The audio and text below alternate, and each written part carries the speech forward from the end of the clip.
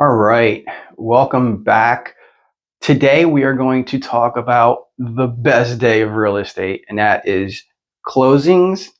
And I am going to go over a little bit of more information that I may have missed in some of the other videos. So just stay tuned for that. But closing day, it is the best day of your real estate career. You're getting a check for all of your hard work.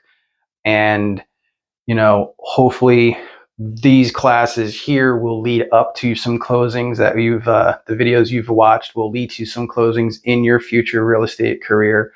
But I would just kind of like go over some closing tips here and some things that you could do for your clients and things that a lot of agents don't really think about sometimes. All right.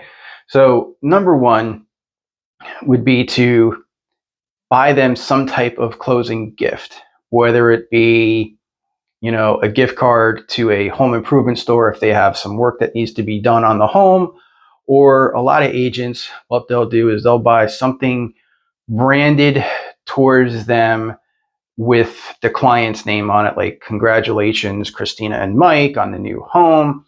Your friends at, Sarasota Keys Homes Group. So this way, they could be like cheese boards, a cutting board. Some people actually, have pictures taken of the house and then they give that to them in a frame or something like that. There's a whole bunch of different kind of gifts you can do, but some agents will do something branded towards them because it solidifies a couple of things.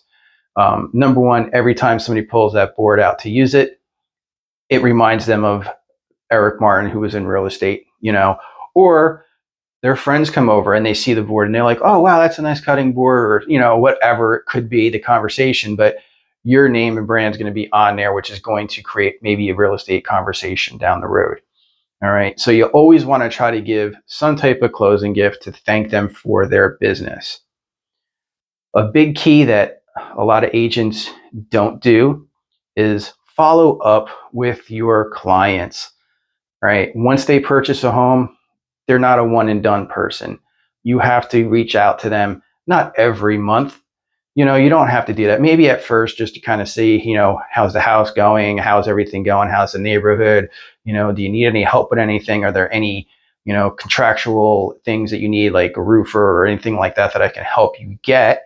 All right. But then, I would say 3 times a year just to kind of reach out, maybe a Christmas card at Christmas or a holiday card, or just a quick little, happy Mother's Day, happy Father's Day type of situation, just to stay a little bit of top on mind. But, you don't have to overdo it and berate them every month with, cards. We bought our first house before I was a real estate agent.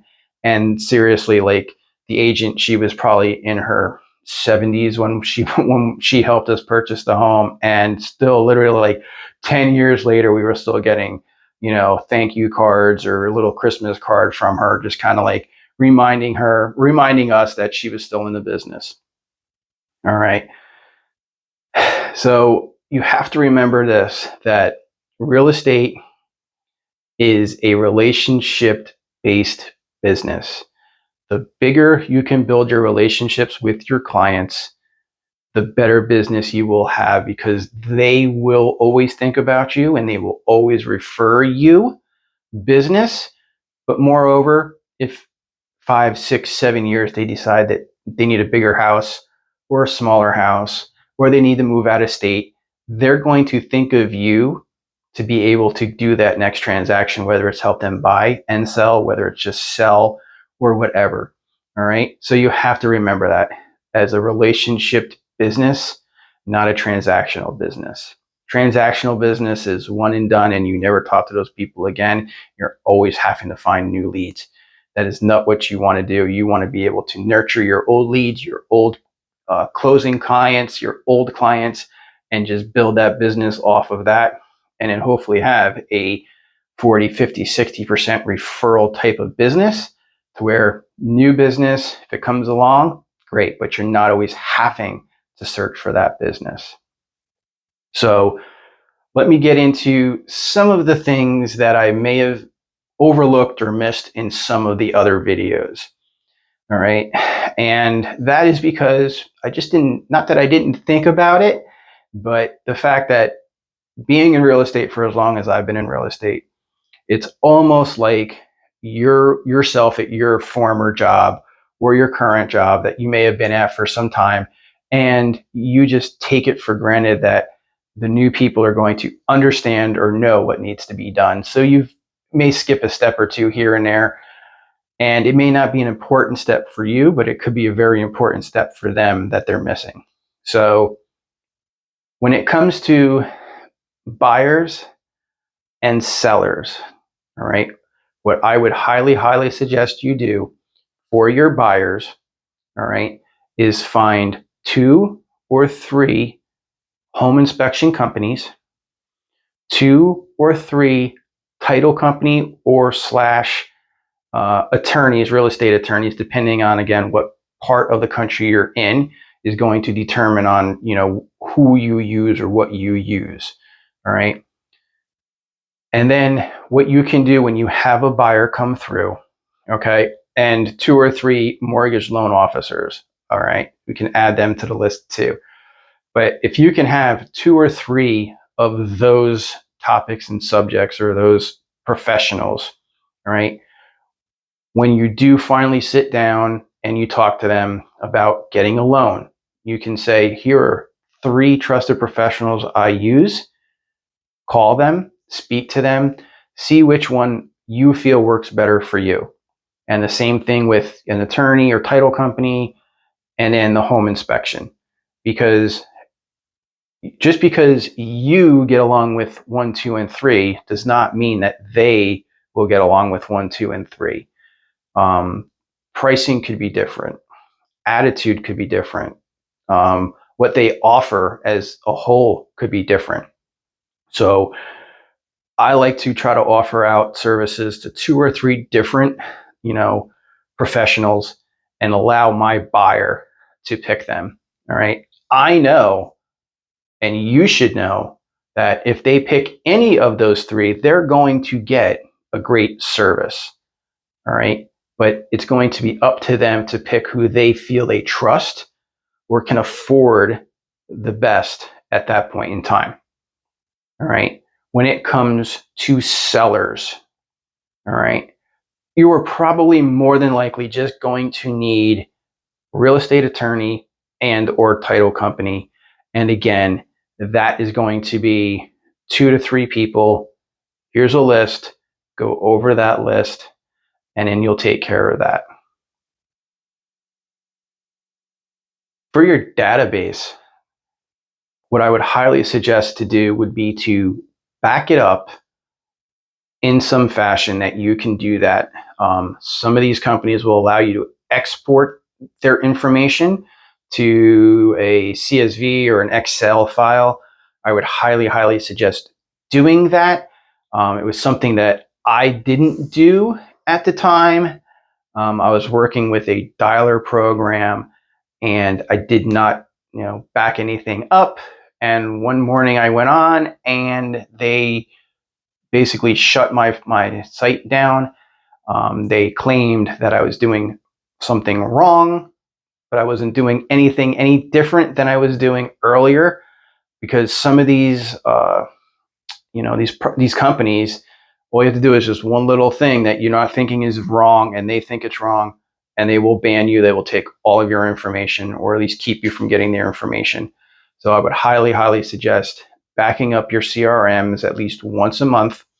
And even if you don't get banned, and let's just say something screwy happens in your system or your computer fries, or gets shut down, or whatever could happen on your end, at least you will have that information saved, in an Excel sheet somewhere else.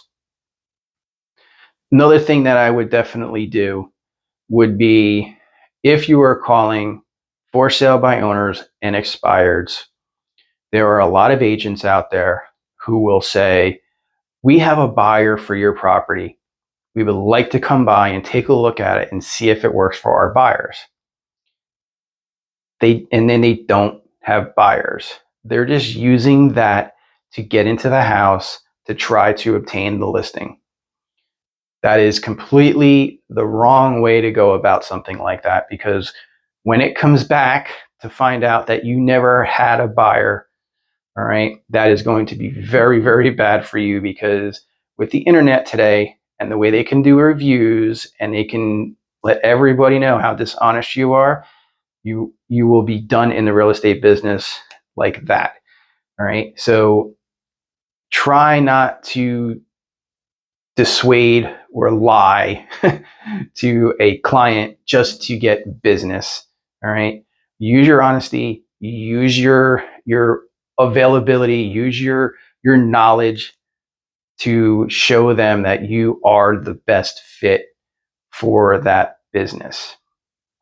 And another thing that I would do is to make sure, I discussed this earlier, I believe, but I just want to make sure that I really just touch on it. And that is, you are being TCPA TCPA requirable. All right. And what I mean by that is that you are following the guidelines and rules of when you are sending out text messages or phone calls, that you are following the do not call list, and you are following the do not text list. So if you are asked to stop calling or stop texting, or they unsubscribe from your emails, that you do not continue to do that, because you can be fined by the U.S. government, if you will, for continually harassing people. All right. And I'm sure you get these robocalls and the scam calls and things like that.